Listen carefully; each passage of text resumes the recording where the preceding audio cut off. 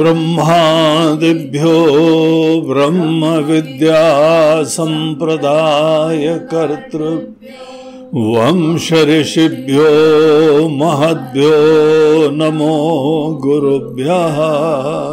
सर्वोपप्लवरहितः प्रज्ञानघनः प्रत्यगर्थो ब्रह्मैवाहमस्मि ब्रह्मैवाहमस्मि। हरि ओम। आइए साधना पंचकम का दूसरा श्लोक पहले चैंट करते हैं। संगत सत्सु विधीयतां भगवतो भक्तिर्दृढ़ादीयतां शान्त्यादेव परिचीयतां दृढ़तरं कर्माशु संत्यज्यताम् सद्विद्वानुपसर्प्यतां प्रतिदिनं तत्पादुका सेव्यतां ब्रह्मैकाक्षरमर्थ्यतां श्रुतिशिरो वाक्यं समाकर्ण्यताम्।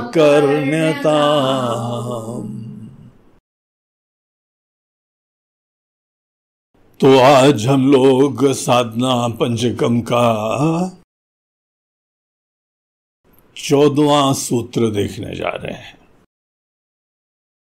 कल 13वें वाले में हम लोगों ने इसी आध्यात्मिक यात्रा के अंतर्गत एक साधक को एक सत विद्वान उपसर्प्यताम, सद विद्वान के निकट जानने की प्रेरणा दी थी। इसको गुरु उपसदन कहते हैं, गुरु के निकट जाना।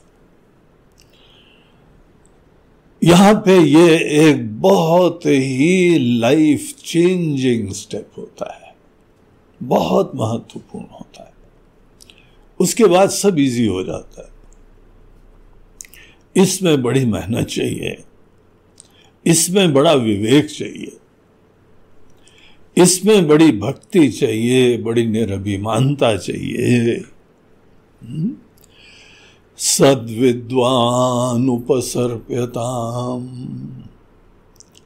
आपके मन में ईश्वर के प्रति भक्ति है, आपके अंदर शांति आदि गुण विराजमान है, मन शांत रहता है, प्रसन्न रहता है, बाहर की दुनिया से कोई शिकवे शिकायतें नहीं। जो शिकवे शिकायतों के वजह से आता है उसको कहा जाता है भी रुक जाओ। किसी बाहर की प्रॉब्लम के वजह से तुम आए हो आश्रम में घर छोड़ छाड़ के, तो अभी जो है वह गुरु जी भी आपको सीधे ज्ञान में इनिशिएट नहीं कर पाएंगे। बाहर की दुनिया से शिकवे शिकायतें भूलनी पड़ती, सब चीजों से मुक्त होके आप सत विद्वान के पास जाते हैं। कभी डॉक्टर के पास गए तो क्यों जाते हो? बीमारी है, इसके इलाज के लिए जाते हैं। सत विद्वान के पास क्यों जाते हो? क्योंकि यद्यपि हमको कोई किसी से शिकवे शिकायतें नहीं है, लेकिन दरअसल हमको समझ में नहीं आता है क्या चीज जीवन में प्राथमिकता होनी चाहिए, सत्य है क्या। इसीलिए सत्य का जो खोजी है, सीकर है, जिज्ञासु है, सत्य के जिज्ञासु को कहाँ जाना चाहिए? सद विद्वान के पास। और सद विद्वान यहां पे हीरे की तरह रेयर कमोडिटी है। हीरा मुश्किल से मिलता है ना, इसीलिए हीरे की कीमत बहुत होती है। उसी तरीके से जो इस जीवन के रहस्य से अवगत हैं और उसमें जगे हुए हैं, ये बहुत रेयर कमोडिटी होती है, बड़े रेयर लोग होते हैं। साधु लोग बहुत होते हैं, संत लोग बहुत होते हैं, सत विद्वान बहुत रेयर होते हैं। साधु बोलते हैं जिसका भी आशय सुंदर है, आशय महान है, दूसरों की सेवा करता है, सुख दुख में काम आता है, किसी भी प्रकार का संकट हो जाए तो उसके लिए वो मेहनत करता है, अपना योगदान देता है। किसी बच्चे के पेट में भोजन चला जाए, किसी बीमार के पास दवाई चली जाए, कोई अनाथ है उसको आप सनाथ कर दीजिए, किसी के पास नौकरी नहीं है आप नौकरी धंधे का जुगाड़ कर दीजिए। अच्छे लोग हैं, इनको कहा जाता है साधु लोग हैं। अनेकों जो हम लोग के देश के अंदर संत लोग हैं, बाबा लोग हैं, वो इसी श्रेणी में आते हैं, बड़े अच्छे लोग हैं, दिल के बड़े अच्छे, और ये बहुत ही विजिबल होता है क्योंकि यह अनेकों संत लोग, बाबा लोग, उनके अंदर प्यार, सेवा बड़ी विजिबल होती है, इसीलिए लोग कहीं पर भी जो है अट्रैक्ट हो जाते हैं, बोलते हैं जरूर ऐसे लोग का साथ रखना चाहिए। जैसे हमने इस श्लोक के प्रारंभ में ही कहा, संगः सत्सु विधीयताम्, अच्छे लोगों का साथ रखो।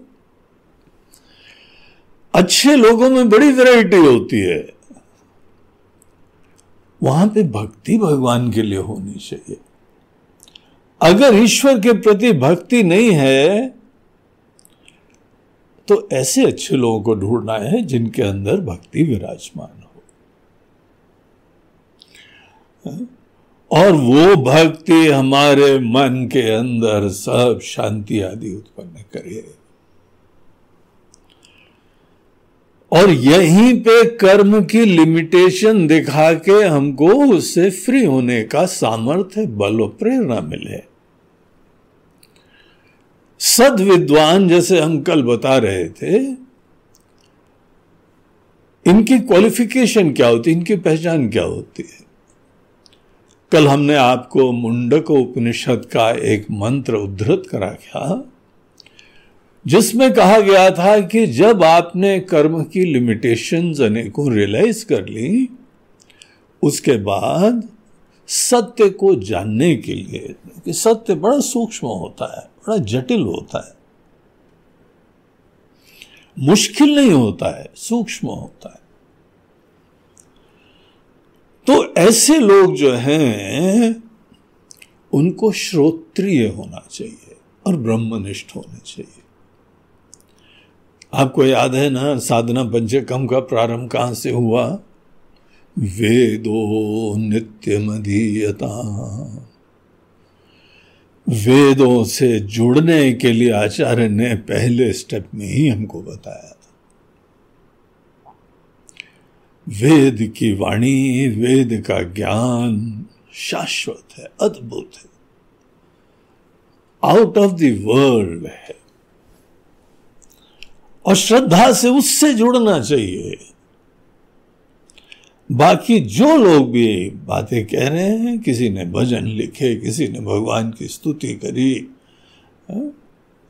कोई और साधना पद्धति सिखाते हैं, कोई योग सिखाते हैं, कोई ध्यान सिखाते हैं, कोई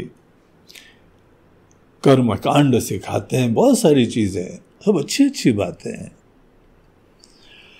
लेकिन जो वेदों में बताया हुआ है वो बहुत ही सूक्ष्म, बड़ा दिव्य है, उसकी जिज्ञासा रखो। इसीलिए जो वेदों के विद्वान हैं,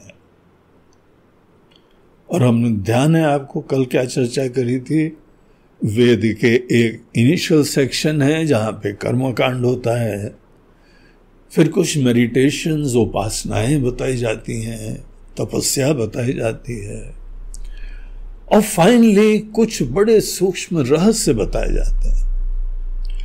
उनको हम लोग कहते हैं वेदांत। उपनिषद, उपनिषद रूप से ही वेदांत होते हैं। उसका कौन स्पेशलिस्ट है? इतना अगर आपने विवेक करके, श्रद्धा से अपनी परंपराओं का परिचय करके अगर ऐसे विद्वान को ढूंढने की कोशिश करी, ध्यान है ना, एक बड़ी प्रसिद्ध कहावत है, जिन खोजा तिन पाइया। खोजोगे तो मिलेगा, लेकिन क्या खोजते हो आपके ऊपर है ना। ऐसे विद्वान को खोजो, सत विद्वान उपसर्पिता। वैसे तो जो भी हमारे गुरु बनने योग्य होते हैं उनके अंदर दो क्वालिटीज होती हैं, श्रोत्रिय, ब्रह्मनिष्ठ। ब्रह्मनिष्ठ होते हैं कि जिस तत्व का वेदों ने प्रतिपादन करा है उसको जानते हैं और उसको आत्मा की तरीके से, हम की तरीके से, मैं की तरीके से जानते हैं। केवल जानते हैं उसका मतलब ब्रह्मनिष्ठ नहीं होता है, हर पल उसमें रमते हैं, irrespective of the situations and problems outside। कैसे भी जीवन की उतार चढ़ाव आए, बीमारी आ जाए,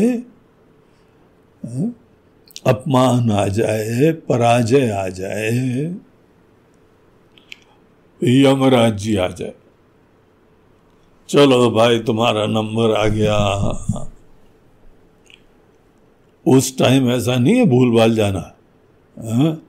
सब यहां पे दुनिया भर का विवेक प्राप्त करा था, बोले Yamraj ji please wait, BP बढ़ रहा है आपको देख के, आपको देख के जो है वहां पैल्पिटेशंस हो रहे हैं, मृत्यु की संभावना देख के मन में घबराहट आ जाए, तो हम अभी सत तत्व को जानते भी नहीं है, उसमें निष्ठ भी नहीं होते। हमारा एम है खुद भी ब्रह्मनिष्ठ, ब्रह्म को जान के ब्रह्मनिष्ठ होना, और इसीलिए ऐसे की ही तलाश करते हैं। भाई हम तो किसी डॉक्टर के पास जाते हैं, अगर वही खुद ही उनका रोगी दिखाई पड़े तो हमारी आधी प्रेरणा तो खत्म हो जाती है। हमारा थोड़ा वेट हैवी है और हम किसी डॉक्टर के पास गए, वो बिल्कुल ही ऐसे गोल मटोल बैठे हुए हैं, टुन के पापा इतने मोटे ताजे बैठे, हम ऐसे से क्या गाइडेंस लेंगे दुबले होने का, है ना। वही बात है, कुछ हमको खुद सत्य में जगना है, सत्य में निष्ठ होना है। हमारी परिभाषा मुक्ति की हो गई है कि सत्य में जान के सत्य में निष्ठ होना है। सत्य को ही हम लोग वेदों में ब्रह्म कहते हैं। ब्रह्म मतलब the big, the infinite, the ultimate. ऐसे ब्रह्म को जान के, ब्रह्म को आत्मा की तरह रियलाइज करके उसमें निष्ठ होके जीवन के उतार चढ़ाव क्यों ना, कुछ भी क्यों ना हो, आने दो शनि देवता को, राहु देवता को, केतु देवता को। जीवन की परिस्थितियां उतार चढ़ाव वाली ही रहेंगे, उसके लिए किसी ना किसी को आप हेतु समझ लो। ये सब भगवान के सेवक लोग हैं। जितने देवता है सब भगवान की सेवा में रत है। जैसे भगवान ने दिन और रात बनाया है, वैसे सुख दुख बनाया है, वैसे जीवन में उतार चढ़ाव आती हैं, दिक्कतें आती हैं। आप इन दिक्कतों को, परेशानियों को आप किसी न किसी के ऊपर ट्रांसफर कर दो। ये डिपार्टमेंट है, department of problem, department of obstacles, department of impediments, किसी ना किसी को कर दो। दरअसल वो भी बात सच्चाई नहीं है। कोई आपको प्रॉब्लम देता नहीं है, लेकिन इनिशियली बड़ा कन्वीनियंट होता है। गणेश जी कौन है? विघ्न विनायक, विघ्नेश्वर। अरे भैया, गणेश जी को ही has better things to do. एक एक व्यक्ति के जीवन में विघ्न आ रहे हैं, उसके वो मालिक हैं। आप इन अ वे कह रहे हो, लाते आप ही हो, इसीलिए दूर भी आप ही करो। हम लड्डू चढ़ाएंगे आपको। गणेश पर्व चल रहा है, आला रे आला, आ गए आ गए आ गए आ गए।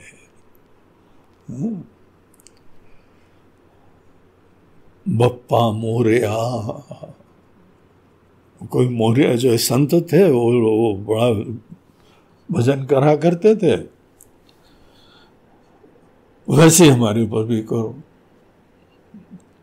ये सब बच्चे लोग हैं, ना समझ लोग हैं, अंधे लोग हैं। दरअसल हम लोग जाने अनजाने भगवान का अपमान करते हैं। जो भगवान का अपमान करता है हमको बिल्कुल पसंद नहीं आता। कुछ भी हो, कोई भी हो, कैसा भी हो, हमारी दृष्टि से गिर जाता है। ईश्वर के तिरस्कार, अवमानना करने वालों के लिए हमारे हृदय में कोई स्थान नहीं है। उपेक्षणीय है, निंदनीय है, पापी है, तिरस्कार करने योग्य है। और अनेकों प्रॉब्लम का हेतु भगवान को बता रहे हैं। यही विवेक है तुम्हारा। कभी कोई भगवान किसी को प्रॉब्लम नहीं देते हैं। ईश्वर हमारे ऊपर ऐसी कृपा बरसा रहे हैं कि अगर हम आंख खोलें तो हम प्रतिक्षण धन्यता में जिएंगे। ये जीवन मिला है, शरीर मिला है, तो वो नहीं दिखाई पड़ता है, अपनी वासना ही दिखाई पड़ती हैं। और वासना की पूर्ति नहीं कर पा रहे हो, भगवान के ऊपर तिरस्कार कर रहे हो। कभी कोई किसी को प्रॉब्लम नहीं देता है। राम रस बरसे। मूल चीज ये होती है कि हम सत्य को जानते नहीं हैं। हम जीवन के सुख दुख के रहस्य को नहीं जानते, संसार के रहस्य को नहीं जानते हैं, बंधन मुक्ति के रहस्य को नहीं जानते हैं। इसका ही परिणाम है कि छोटेपने से युक्त अनेकों चीजों में लालसाएं, रुचि। और आपने विचार कर लिया, जब बंधन के स्वरूप के ऊपर विचार करा, इसका परिणाम ये होता है आपको जीवन में एक ही तलाश है, सत्य को जानने वाला, जीवन के रहस्य को जानने वाला, और वो भी हमारे वेद के अनुरूप। जो वेद के अंदर प्रतिपादित जीवन के रहस्य को जानता है, उस विद्वान को ही हम लोग सत विद्वान कहते हैं, श्रोत्रिय कहते हैं। ब्रह्मनिष्ठ भी हो और श्रोत्रिय भी हो। ब्रह्मनिष्ठत्व तो किसी का हमको पूरा पता नहीं लग पाता है। ये कैसे पता लगे? पहले तो आपको पास में भटकने नहीं दिया जाएगा।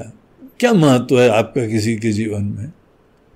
क्यों निकटता किसी की प्राप्त करी जाए? आपको क्यों महत्व कोई दे? ना उनको आपकी सेवा चाहिए, ना आपका धन चाहिए, ना दौलत चाहिए, कुछ नहीं चाहिए, धरो अपने पास। ऐसे लोग जो हैं वह किसी को पास ही नहीं आने देते, वो तो अपने अंदर अपने आप में खुश है। तो ये लोग जो लोग रहते हैं, आपको कैसे पता लगे कि ये ब्रह्मनिष्ठ है? प्रसन्न कोई भी रह सकता है। सब बड़े धन दौलत हो गए और बहुत पावर हो गई, बड़ी अच्छी कुर्सी हो गई, बड़ी शोहरत हो गई, चेहरे में बड़ी चमक दिखाई पड़ रही। तो ऐसे संतुष्टि प्रसन्नता कैसे जानी जाएगी? इसीलिए ये क्राइटेरिया यद्यपि किसी गुरु के लिए होता है, लेकिन उसके बारे में हमको जानना बड़ा मुश्किल होता है।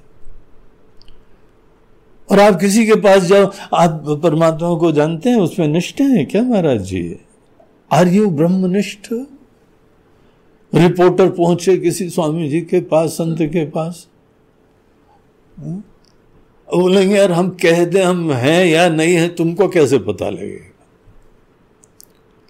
तुम्हारे पास कोई कसौटी है हमारी बात को समझने के लिए? केवल विश्वास है तो अपनी अकल से जैसा विश्वास रखना रखो। सद विद्वान में श्रोत्रियत्व और ब्रह्मनिष्ठत्व आता है। ब्रह्मनिष्ठत्व में हम इतना देख सकते हैं कि कोई अपने अंदर जीवन के उतार चढ़ाव में खुश रहे, कभी टूटे नहीं, कभी विक्षिप्त ना हो, कभी अशांत ना हो। यहाँ पे एक सज्जन थे, सत्संग में आया करते थे, बीमार हो गए, तो हम उनके घर में गए मिलने के लिए, बहुत सेवा करते थे। हम बोला अरे आप बीमार हो गए, इतने दिन हो गए अभी तक ठीक नहीं हो रहे हो भाई, क्या हो गया है? इलाज हो रहा है, नहीं हो रहा है? अरे स्वामी जी सब हो रहा है, बढ़िया हो रहा है। हाँ बोला अच्छा कोई बात नहीं, भगवान ने थोड़े दिन विश्राम के लिए मौका दिया है, अब लेटे लेटे जो भी तुमने सुना है पढ़ा है भगवत चिंतन करा करो। ये बीमारी के समय जब लेटने का समय होता है ना तो बड़े काम का होता है, तो भगवत चिंतन करा करो। रोने लगा वो। बोला क्यों, क्या हो गया? स्वामी जी अब आप ही को बता सकते हैं और किसको बताएं, सब हंसेंगे। महाराज जी भगवान का नाम आता तक नहीं है मन में, अवेयरनेस ही नहीं होती है, और ये सोच के हमको और दुख होता है और दर्द होता है। हमारा बाकी भी दर्द दुगना हो जाता है जब हम अपनी वस्तु स्थिति देखते हैं। दुनिया भर की आस्थाएं टूट जाती हैं, रिश्ते टूट जाते हैं। हर समय भगवान में रमो। ब्रह्मनिष्ठ उसको बोलते हैं जो जीवन के उतार चढ़ाव में शांत संतुष्ट रहते। ऐसा नहीं है कुछ काम नहीं करते हैं, लेकिन संतुष्टि से करते हैं, निश्चिंतता से करते हैं। किसी के आप बहुत निकट जाओ तो ये सब चीजें शायद दिखाई पड़ जाएं। कुछ भी प्रॉब्लम आए टूटते टाटते हैं नहीं, वो उसी को भी, किसी भी एडवर्सिटी को अपॉर्चुनिटी देखते हैं, उसमें आशीर्वाद देखते हैं। इनको कुछ भी परिस्थिति आ जाए उसमें आशीर्वाद देखते हैं, और बाकी सब टूट जाया करते हैं। हर समय अपने अंदर शांत संतुष्ट रह पाना, ब्रह्म में रम पाना, इसको ब्रह्मनिष्ठत्व कहते हैं। लेकिन जो चीज ज्यादा हम लोगों के लिए आशीर्वाद होती है वो इनकी संतुष्टि नहीं है। बहुत सारे लोग हैं, बहुत बाबा लोग हैं, अपने अंदर बड़े शांत संतुष्ट होकर एकांत में बैठे रहते हैं, लेकिन उनसे कहो कि हमको ज्ञान दे दीजिए तो कोई विज्ञान नहीं उनके पास, कोई प्रक्रिया नहीं है, कोई साइंस नहीं है, कोई ट्रेडिशन नहीं है, कोई संप्रदाय नहीं है, कोई सिस्टम ही नहीं है। अज्ञान से किसी को ज्ञान तक ले जाएं, तमसो मां ज्योतिर्गमया, असतो मां सद्गमया। असत से सत की यात्रा, ज्ञान से प्रकाश की यात्रा। आप संतुष्ट हैं, ये बड़ी खुशी की बात है। आप यथासंभव सेवा करते रहते, क्या करते हैं? बीमारों को दवाई, अनेकों भूखों को खाना, यही आप समझते हो प्रॉब्लम है क्या? ये काम तो हमारे अन्न क्षेत्र वाले बहुत करा करते हैं। अनेकों लोग दान दिया करते हैं, इसी लेवल पे हो, यही डायग्नोसिस है आपकी प्रॉब्लम की। तो केवल इतना करना ये कोई विद्वत्ता का परिचय नहीं है। अरे मूल रूप से, एक हम कहीं जा रहे थे तीर्थ में, एक भिखारी आया और बोला, बाबा जी चाय पी रहे हो, अब हमको भी चाय पीनी है। और सीधे जो है ना, वो ये भी नहीं बोलते, आजकल स्टैंडर्ड भिखारियों का ही बढ़ गया है, बोलता महाराज जी 10 का नोट दे दो। मतलब पहले का जमाना हमको याद है, लोग बोलते थे महाराज जी 10 पैसे दे दो, 5 पैसे दे दो, धीमे धीमे 1 रुपया दे दो, मतलब तो भी समझ में। सीधे इतना इन्फ्लेशन हो गया, 10 रुपये दे दो। तो उसको देखा, दया आई मन में, बोला यार तुम भीख मांगते रहते हो, तुम अगर चाहो तो हम तुम्हारा भीख मांगना बंद करवा दें, तुम्हारे लिए खाना पीना सब जुगाड़ करवा दें। Are you ready? बोलते हैं क्या करना होगा? हमें बोला यहाँ पे पास में एक आश्रम है, वहां अखंड राम नाम संकीर्तन चलता है, और वहां के महाराज जी से हमारा परिचय है। वैसे हमारे परिचय की भी जरूरत नहीं है, कोई भी वहां पे व्यक्ति जाए, उनको ये आश्वासन दे, महाराज जी हम थोड़ी देर राम नाम जपेंगे, बस तुमको कमरा देंगे, तुमको भोजन देंगे, तुमको कपड़ा देंगे, तुमको नहाने की जगह देंगे, सब कुछ कर देंगे। उनका संकल्प है, उसके लिए लोग सेवा देते हैं, और वो भी निष्ठा है उनकी उसमें। बोला चलो हम वहां तुमको परिचय करवा दें। आराम से केवल दिन में जो है वह आधा घंटा सवेरे, आधा घंटा शाम तुमको सेवा देनी, और राम नाम जपना, और कुछ नहीं है, सब व्यवस्था हो जाएगी। ये सब मांगने का चक्कर छूट जाएगा। तो हमने बड़े विस्तार से बताया। वो मुड़ के हमसे बोलता है, महाराज जी धंधे के टाइम में जरा पैसे देना दो, ये क्या उपदेश दे रहे हो उनको? वो जितना वहां देंगे हम उतना एक दिन में कमा लेते हैं। आपको पता है कितना कमाते हैं? आप हमारा समय बिगाड़ रहे हो। लो, इंटरेस्ट ही नहीं है जाने का, भगवत भजन करने का इंटरेस्ट नहीं है। ऐसे कितने लोग हैं जो लोगों की भूख प्यास सब चीजें दूर कर रहे हैं, ट्रस्ट बने हुए हैं जो लोगों की बीमारी दूर कर रहे हैं। या तुम यहां पे बड़े संत हो के बस यही काम कर रहे हो क्या? केवल लोगों की भूख प्यास? अरे कोई हमारे अनेकों सदगृहस्थियों में कोई कमी है क्या?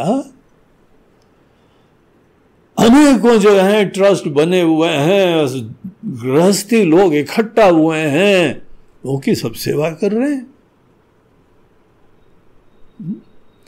हमको अगर मदद करनी है तो लोगों की अंदर छोटेपने को दूर कर दो, कमजोरी को दूर कर दो, दीनता को दूर कर दो, मोह को दूर कर दो, शिक्षा ऐसी दे दो कि वो समर्थ हो जाए, ये स्थायी रूप से मदद होएगी। हम संसार में पड़े हुए हैं, यहां कल्पना में पड़े हुए हैं, एक झूठी कल्पना की बाहर से सुख होगा, और वही झूठ के अंदर कोई हमारी मनोकामना पूर्ण कर दे। ये कौन सा विद्वान है भैया? हमारे संसार की बुद्धि ही कोई खत्म कर दे। जन्म जन्मांतरों से यहां भूखे प्यासे संसरित हो रहे हैं, इस प्रॉब्लम को कोई दूर कर दे। वो संत है, वो विद्वान है, उसको ब्रह्म ज्ञानी बोलते हैं, उसको सद्विद्वान बोलते हैं। इसीलिए हमारे गोल्स क्लियर होने चाहिए, हमारे अंदर क्लैरिटी होनी चाहिए कि यही सलूशन है। सत असत का विवेक कर पाए और सत को जान पाए। उत्कंठा होनी चाहिए, वैल्यू होनी चाहिए। वैल्यू नहीं जबरदस्ती दो तो ऐसे लोग कोई ग्रहण थोड़ी कर पाते हैं। वैसे के वैसे मूड बने रहते हैं वर्षों तक, क्योंकि अपने अंदर प्रेरणा ही नहीं है सब चीजें। जिसकी ऐसी प्रेरणा हो और ऐसे लोगों को ढूंढे, वो चीज यहां बताई जा रही है। It's one of the greatest discoveries of life. आपको कोई सत विद्वान का परिचय मिल जाए, और उसको ऐसे थोड़ी मिल जाता है, ढूंढना पड़ता है। बाहर की वस्तु भी प्राप्त करनी हो, कोई शॉपिंग भी करनी हो, गूगल करते हो ना। और गूगल देवता तो ऐसे हैं कि एक चीज ढूंढो तो वहां लंबी लिस्ट मिलती, 100 लोगों का एड्रेस देगा वो। अब 100 लोगों के पास फिर आप उसको जो है छलनी में छानो, सीव आउट करो, कुछ गिने चुने ढूंढो, फिर वहां जाओ। है? तो सद्विद्वान गूगल पे भी नहीं मिलेंगे। गूगल पे रजिस्टर ही नहीं करते वो। गूगल तो वही बताएगा ना जो रजिस्टर्ड है। इसीलिए जटिल समस्या है। न एडवर्टाइज करें, न अपनी ख्याति बताएं, न चारों तरफ महिमा बताएं। सरलता से वही सत्य में जी रहे हैं, उनको ढूंढो। और एक बार बहुत बड़ी घटना हो गई कि आपको मिल गए, फिर उनके निकट जाओ। निकट आने नहीं देंगे आपको जल्दी जल्दी। आप कोई भी हो, उनके लिए तो अज्ञानी आदमी हो, संसारी आदमी हो, तो भी आपको विनम्र होकर उनके निकट जाने की कोशिश करनी चाहिए। तो ये था हम लोगों का स्टेप नंबर 13। और एक बार आप निकट पहुंच गए, फिर क्या करना है? आपको एंट्री मिल गई उनके आश्रम में, उनके ही स्थान में, उनकी कुटिया में। कुटिया में मतलब अंदर नहीं जाओगे, निकटता, इनर सर्कल में।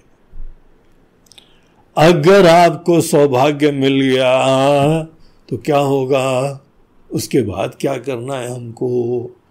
वो यहां पे 14वें सोपान, 14वें सूत्र, आज के सूत्र में वो प्रतिपादित है। क्या चीज है वो? प्रतिदिनम तत्पादुका सेव्यता। सीधे ज्ञान नहीं बोला, Maharaj ji can I have some time, वहां बस कुछ क्वेश्चन है पूछ लें। गलत तरीका है, ये जल्दबाजी कर रहे हो। देखो, उपदेश जो है ना किसी का, कम्युनिकेशन किसी के मुंह से आपके कान में नहीं पड़ता है। उनके उपदेश मुंह से निकले और आपके कान में पड़े, ऐसा सौभाग्य मिल जाए, कम्युनिकेशन ही नहीं होता है। ऐसे लोगों के साथ संवाद होता है उनके दिल से आपके दिल में। तो क्या करना होता है?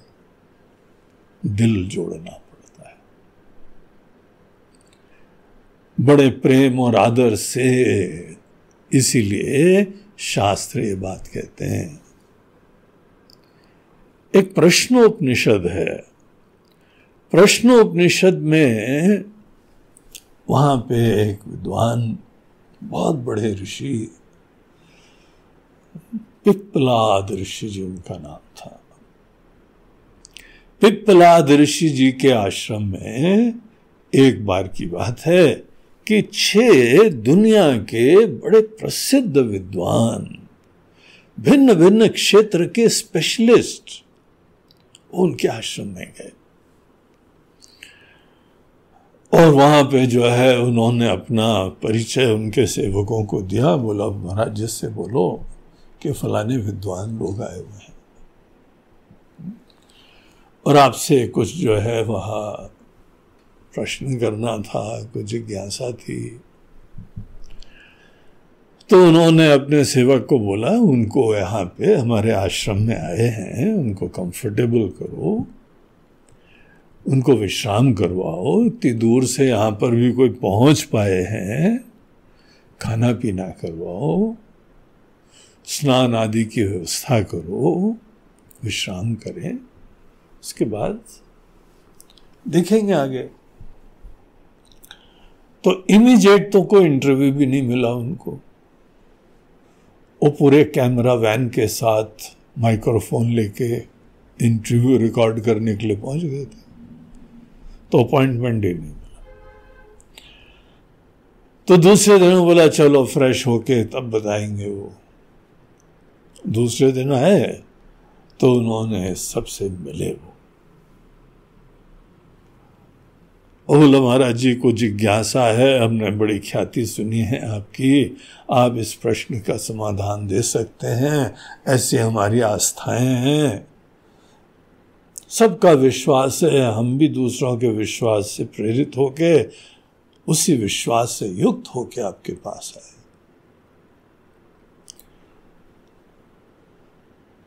महाराज जी आज्ञा हो तो प्रश्न करें। उन्होंने बोला जी नहीं, आज्ञा नहीं है। बोला अरे क्या हो गया भाई? बोलते हैं हमारे वहां पे संवाद के लिए बहुत रिलैक्स, बहुत ही अपनापन के वातावरण का होना जरूरी है। कोई चलता फिरता सीधे चला है, उसकी धारणा क्या है, उसकी कंडीशनिंग क्या है, उसका लक्ष्य क्या है, उसका अभिमान क्या है, उसके लाइक्स डिसलाइक्स क्या है, ये सब फैक्टर्स अध्यात्म में यही इम्पेडिमेंट्स होते हैं। और हमारे अंदर तुम कैसे श्रद्धा रखते हो? सुनी सुनाई बात से तुम्हारी श्रद्धा भी अपरोक्ष होनी चाहिए, तुम्हारे विश्वास अपरोक्ष होने चाहिए। खुद देखो और हमको तुम्हें भी देखने दो। ऊपर से कोई जिज्ञासा दिखाता है तो लगता है कि देखो कितना सिंसियर है, लेकिन हमारे अनुभव कुछ और है। आदमी जिज्ञासा दिखाता है लेकिन साथ साथ उसकी प्रायोरिटीज, उसकी प्राथमिकताएं, उसके गोल्स कुछ और होते हैं। इस ज्ञान को, भक्ति को, ब्रह्म विद्या को भी वो मीन्स बनाना चाहता है किसी और एंड के लिए। अगर तुम यही आध्यात्मिक ज्ञान को मीन्स बनाना चाहते हो एंड के लिए, then I am not game to that. हम उसके लिए अवेलेबल नहीं है। हम तो इसको ब्रह्म विद्या का दुरुपयोग देखते हैं, ब्रह्म विद्या की अवमानना देखते हैं, तिरस्कार देखते हैं। जैसे कि कोई सर्जन की नाई से सब्जी काट रहा हो। इतनी बहुमूल्य विद्या जो अपने आप में मुक्ति प्रदान कर देती है, उस विद्या का तुम प्रयोग कर रहे हो बाहर संसारी किसी चीज की उपलब्धि के लिए। इसलिए हमारी दृष्टिकोण में अभी पात्र नहीं हो। हम ये नहीं कह रहे हैं, लेकिन हमको देखना है, हमको जानना है कितनी उत्कंठा इसके लिए है और क्यों उत्कंठा है। तो हमारा सुझाव है कि आप लोग थोड़े दिन यही हमारे गेस्ट बन के इसी गुरुकुल का आप पार्ट बन के रहिए। ये हमारा छोटा सा गुरुकुल है, गुरु का परिवार, जिज्ञासुओं का परिवार, भक्तों का परिवार। आपको हम यहाँ पे अनुमति देते हैं कि आप यहाँ पर इसी गुरुकुल के पार्ट बन सकते हैं, रह सकते हैं। और आराम से रहो, यहाँ पे एट होम फील करो, इसको अपना घर समझो, घर की तरह सेवा करो, और हमारे अपने तरीके हैं, हम धीमे धीमे इंटरैक्शन से समझ जाएंगे कि तुम्हारी जिज्ञासा का आधार क्या है। हम जिज्ञासा देख के ही संतुष्ट नहीं होते हैं, हमको जिज्ञासा के पीछे का प्रयोजन देखना होता है।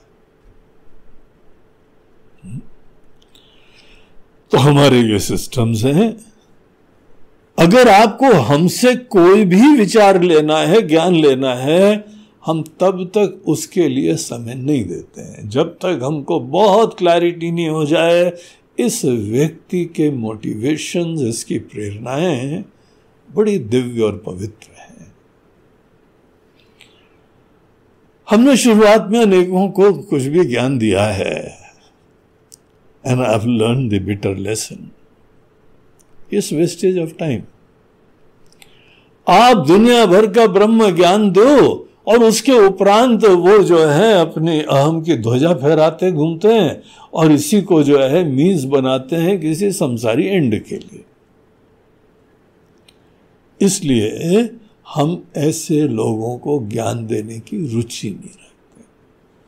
और ऐसा हमारा कोई सिस्टम नहीं है कि अरे कोई ना कोई शिष्य लाओ, कोई ना कोई पकड़ो, किसी को ज्ञान दो।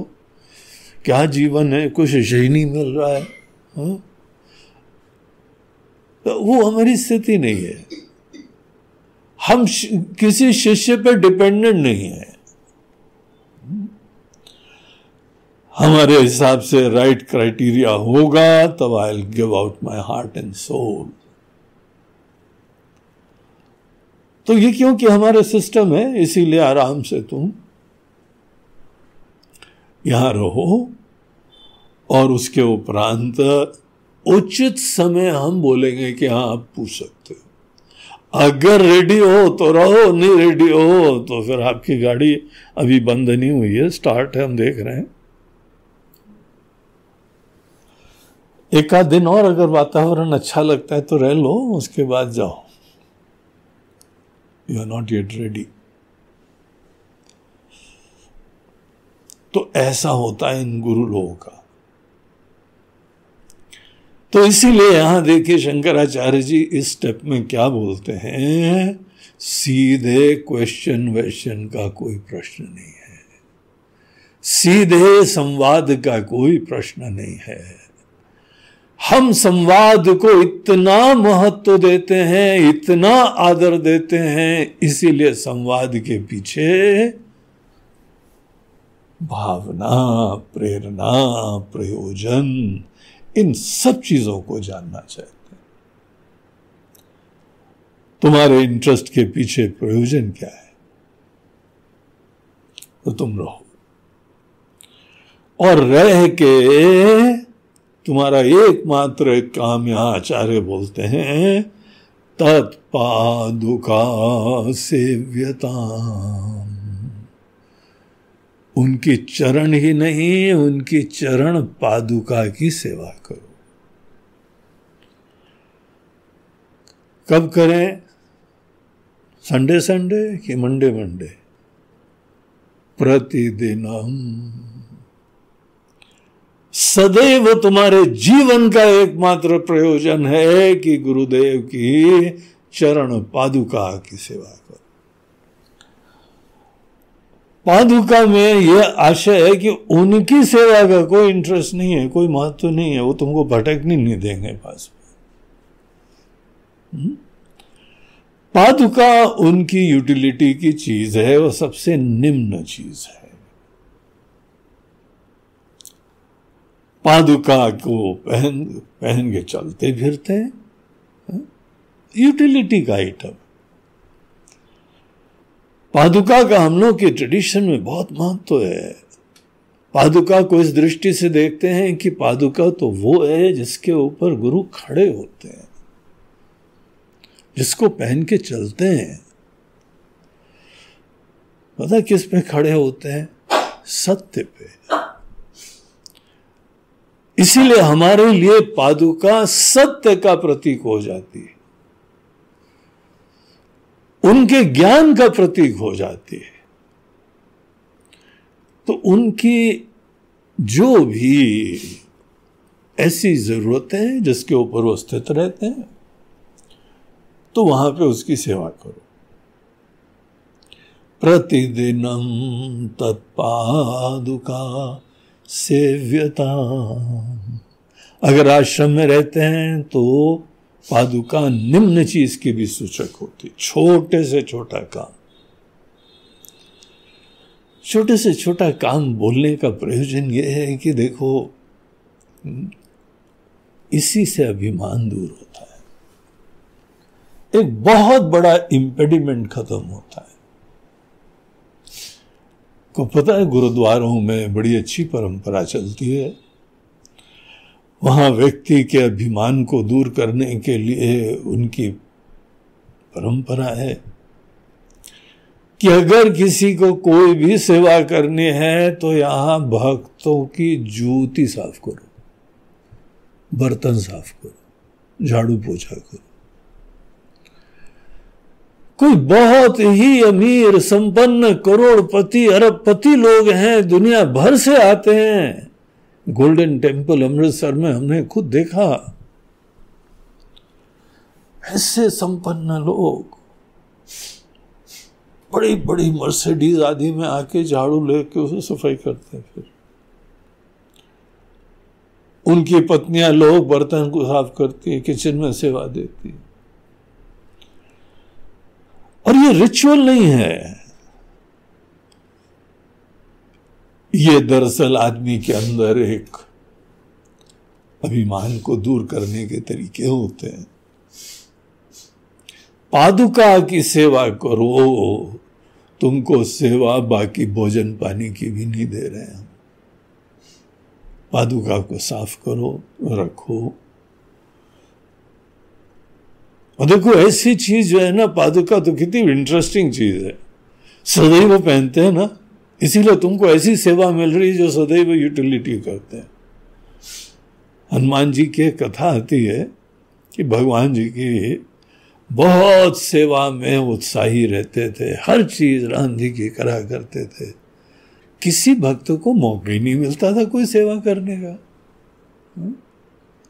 हनुमान जी जब नहीं थे तो कपड़े की सेवा, भोजन की सेवा, बिस्तर की सेवा, झाड़ू की सेवा और सब सेवा अनेकों लोगों को मौका था।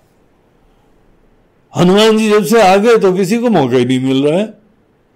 दौड़ दौड़ के उत्साही होके, अब सेवा में ऐसे मरियल थोड़ी चलेगा काम। उत्साही बनना पड़ेगा, इनिशिएटिव लेना पड़ेगा, क्रिएटिव होना पड़ेगा, गुरु की रिक्वायरमेंट देखनी पड़ेगी। उनकी जो भी रुचियां हैं और जो अरुचियां हैं, धर्म अनुमोदित लाइक्स डिसलाइक्स उनके भी होते हैं। ये खाना है, ये नहीं खाना है, ये पीना है, ये नहीं पीना है, इतने बजे उठना है, इतने बजे सोना है, जो भी। तो सेवक को देखना पड़ता है, अपने राग द्वेष किनारे करके उनकी पसंदी नापसंदगी को सिर आंखों पे रखना पड़ता है। ये सेवा में होता है। सुनने में आसान है, लेकिन आपकी पसंदगी नापसंदगी, आपकी लाइक्स डिसलाइक्स, ये सब चीजों का तिरस्कार कर दें, सब चीजों को छोड़ दें और गुरु की पसंदगी नापसंदगी को सिर आंखों पे बैठा लें। It's easier said than done. बोलना आसान है, करना बड़ा मुश्किल है। ये मुश्किल काम ही सेवा में करा जाता है। ईगो खत्म करना, राग द्वेष को किनारे करना। पूजा में भी यही करते हैं। पूजा में आप ये थोड़ी बोलते हैं कि माता जी लाल फूल के बजाय आज पीले से काम बनाओ, हम दे रहे हैं आपको। शिव जी आप जो है ना, अभी बिल्व पत्र तो मिला नहीं, आज नीम के पत्ते से काम चला। अब बोलते हो क्या? जो उनको पसंद है लाओ, ढूंढो, तपस्या करो, वो ही चलेगा और कुछ नहीं चलेगा। आपकी लाइक्स डिसलाइक्स, आपके क्राइटेरिया, प्राथमिकताएं, इनको किनारे करना पड़ता है। गुरु को जो इष्ट अनिष्ट है वो स्वीकार करना पड़ता है। आपकी हवा, आपकी इमेज, इसी के लिए घर में संघर्ष होते थे ना। आपकी ईगो, प्रतिष्ठा चोट लग जाती थी उस पे, यहां पे तो उसको छोड़ देना है। इतने छोटे बनना है कि गुरु के सामने आपकी प्रतिष्ठा, ईगो लुप्त हो जाए, बाधित हो जाए। देखो, दरअसल एक निषेध की प्रक्रिया हो रही सेवा में। सेवा के अंदर राग द्वेष का निषेध होता है, सेवा के अंदर अभिमान का निषेध होता है, अपने आलस का निषेध होता है। कोई आलसी आदमी सेवा कर ही नहीं सकता। तामसी व्यक्ति, राजसी व्यक्ति, चंचल व्यक्ति, उसके लिए पात्र ही नहीं है वो। बड़ी कठिन है सेवा उनके लिए। अरे यार, थोड़े दिन रहे, मान मुसीबत है, सो ही नहीं पाए इतने दिन तक। और सवेरे जो है 5 बजे उठ जाते हैं, और हमारी तो 5 बजे के बाद ही असली नींद आती है। अब वो 5 बजे उठ के बैठ जाते हैं, तो हमको 4:30 बजे उठना है। वर्षों हो गए पूरी नींद लिए हुए, ठीक से अपने पसंद का खाना ही नहीं खा पाते हैं। वो खाना भी फीका फाका खाते हैं। हमको थोड़ा अचार, थोड़ी चटनी, थोड़ा सा ये वो, बड़ा मजा आता है। मिर्चा, इनके वो मिर्चा ही नहीं किचन में। आई मिस मिर्चा, I miss chutney, I miss चटपटी चीज। कभी कभी गुरु जी को बोलते हैं, गुरु जी पानी पूरी ले आए। दरअसल हमको खाने की प्रेरणा, मुद्दत गुजर गई, इसी चक्कर में शायद वो बोलते हैं, हाँ ठीक है, हमको खिला दो पानी पूरी, और हमको ही खाने को मिल जाएगा। तो इन लोगों की अपनी पसंद अलग है, हर व्यक्ति की पसंद अलग होती है। ये सिंप्लीफाइड लाइफ है, कोई रुचि नहीं है। तो ऐसे लोगों के साथ रहना, उनकी सेवा करना, उनकी प्रायोरिटीज, प्राथमिकताएं, उनका नेचर समझना और उसको स्वीकार करना। देखो, कोई शादी ब्याह में जब कोई भी महिला दूसरे घर जाती है, उसका प्रॉब्लम्स आप समझिए। पुरुष हमारे समाज में नहीं कर पाते, वो कर ही नहीं सकते। महिला को ही नमन है। किसी के घर में जाना, उनके सिस्टम्स, उनकी वैल्यूज, उनकी प्राथमिकताएं, उनके खाने पीने का तरीका, उसमें अडैप्ट करना बहुत लोग नहीं कर पाते, इसीलिए फ्रिक्शंस होती हैं। वैसे ही गुरु के घर में जाना, उनके सिस्टम्स को देखना, अडैप्ट करना, स्वीकार करना, ये फाउंडेशन बन रहा है रिलेशनशिप का। दिल से दिल मिलना है। दो लोगों का जब दिल से दिल मिलना है, तो एक के अंदर अपने समस्त आग्रह, दुराग्रह, रुचियां सब छोड़नी पड़ेगी। कोई नई बात नहीं है, सभी रिश्तों में होता है। तो गुरु के साथ पहले ये कार्य सिद्ध करना होता है। प्रतिदिनम तत्पादुका सेव्यता। भरत जी जिस समय राम जी की पादुका को सिंहासन पे रखे हुए थे, तो पादुका का पूजन उनके मूल्यों का पूजन है। राम जी जिस चीज को रिप्रेजेंट करते हैं, जिस चीज की वैल्यू करते हैं, वो चीज हम रेवियर करते हैं, आदर देते हैं, वर्क करते हैं। सदैव भरत जी के लिए राम जी की वैल्यूज पादुका के ही प्रतीक से। वो दरअसल राम जी की वैल्यूज देखते थे, बोले राम जी राज कर रहे हैं। पादुका तो वही है ना जिसके ऊपर खड़े होते हैं।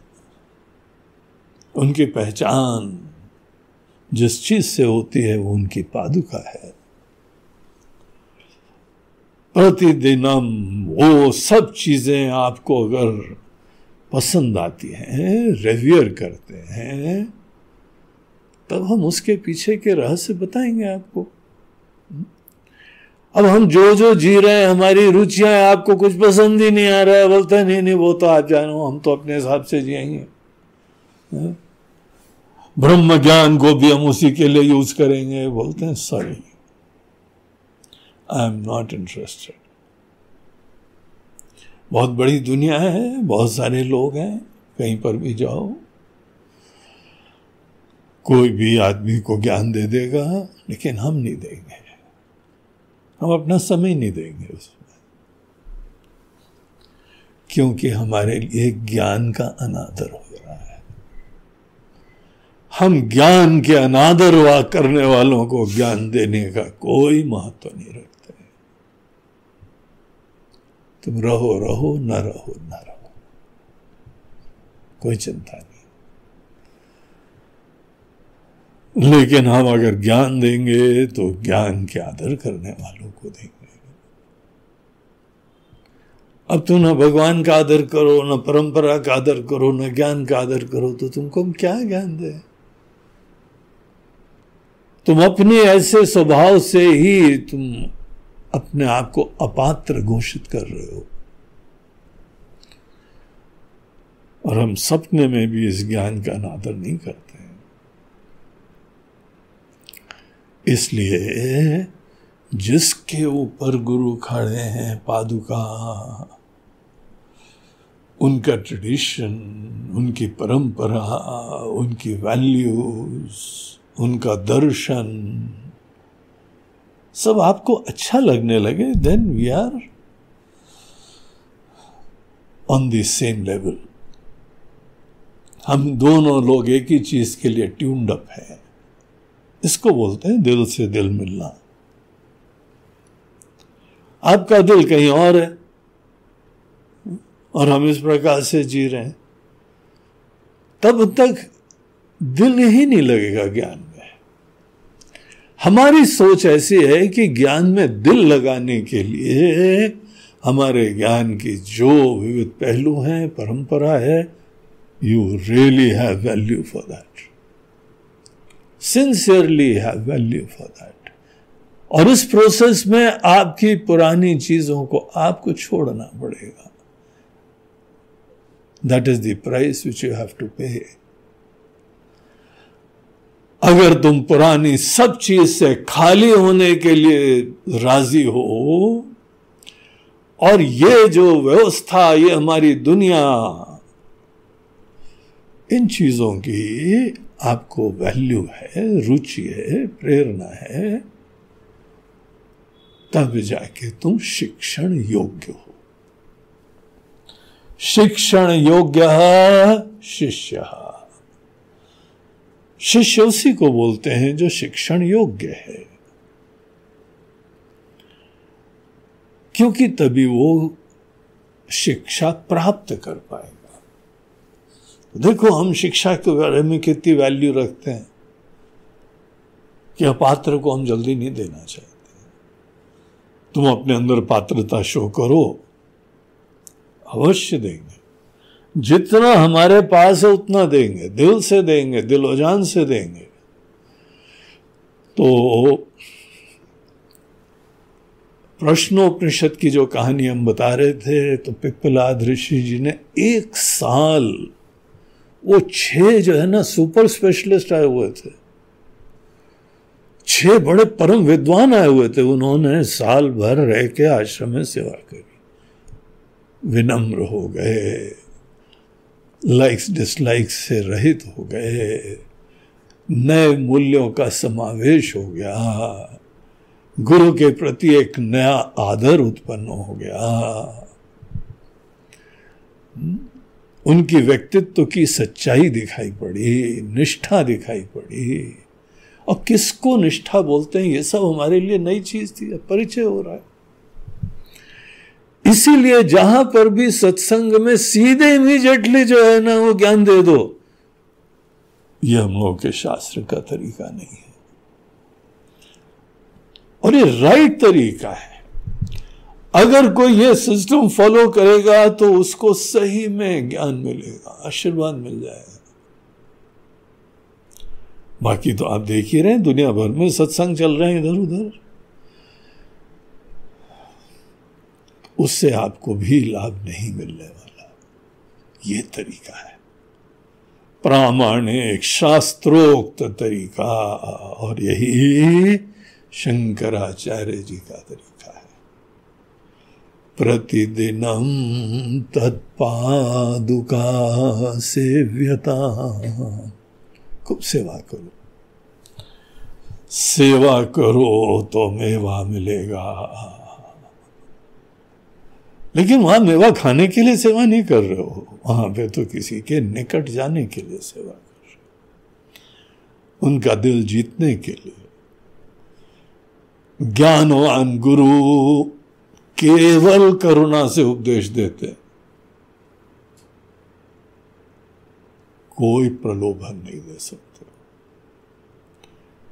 इसीलिए करुणा हृदय में जगाओ।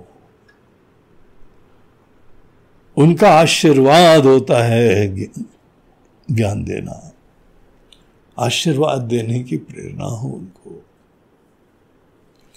तो उसके लिए ये पात्र बनो पहले। बड़ा सुंदर, बड़ा महत्वपूर्ण स्टेप है ये। So this was step number 14। ये 15वां प्रवचन है, ये भूमिका का था। उसके बाद एक एक स्टेप हम लोग आगे चल रहे हैं, डेली एक स्टेप में हम लोग प्रवेश करते हैं। तो आज का ये अत्यंत महत्वपूर्ण है, दोनों सद्विद्वान उपसर्प्यताम प्रतिदिनम तत्पादुका सेव्यताम। तो इसके साथ आज का ये सेशन समाप्त होता है। ओम नमः पार्वती पतये हर हर नर्मदे हर, बोलो गंगा मैया की जय। आज का ये प्रवचन हमारे प्रायोजित करा गया है वेदांत मिशन लखनऊ के भक्तों द्वारा। वेदांत मिशन लखनऊ में एक समिति बनाई गई थी, तो बहुत दिन से वहाँ पे जाके ज्ञान यज्ञ करने का कोविड के कारण कोई मौका ही नहीं हो रहा है। तो सब भक्त लोगों ने वो समिति जो बनाई थी, तो उन्होंने सोचा समिति जो है इसी ज्ञान यज्ञ में आहुति दे। सभी लखनऊ के जिज्ञासु भक्तों को हम बहुत बहुत शुभकामनाएं और आशीर्वाद देते हैं। आप लोगों ने इस कार्य के लिए बहुत अच्छा विचार रहा, आपने जो सेवा दी है बहुत बहुत आशीर्वाद। आपने वहाँ से सेवा दी और हम यहाँ से बैठ के आपको ज्ञान दे रहे हैं, है ना। अब देखो आजकल के टेक्नोलॉजी के ज़माने में बहुत आना जाने का चक्कर ख़त्म ही हो गया। तब भी आप बोल नहीं गुरुजी एक बार आ जाओ आप। अरे आ जाओ से क्या होता है, ज्ञान से मतलब है ना। आपको ज्ञान तो कितनी मस्ती से दे रहे हैं, और अब धीमे धीमे गुरुजी भी बुढ़ा रहे हैं भैया। अब आने जाने में बड़ा रगड़ा होता है, निकल के जाना आना। तो हमको भी ये कोविड ने अच्छा कर दिया है, इष्ट तरीका हमारे लिए। आप वहां से सेवा करो, हम यहाँ से ज्ञान देंगे। और सेवा क्या, ये सब चीजें व्यवस्था करने के लिए कुछ चाहिए होता है खर्चा। यहाँ बैठ के हमारे आश्रम है, आश्रम में शिष्य हैं और व्यवस्था है, सब चीजों के लिए खर्चा होता है, वो चलता रहे और हम यहाँ से ज्ञान देते रहेंगे आपको। तो बहुत बहुत शुभकामनाएं आप सबको। शेखर खन्ना जी, उनकी श्रीमती आशा खन्ना, मान सिंह और सब पूरी टीम जो भी है, बहुत बहुत आशीर्वाद। हरि ओम।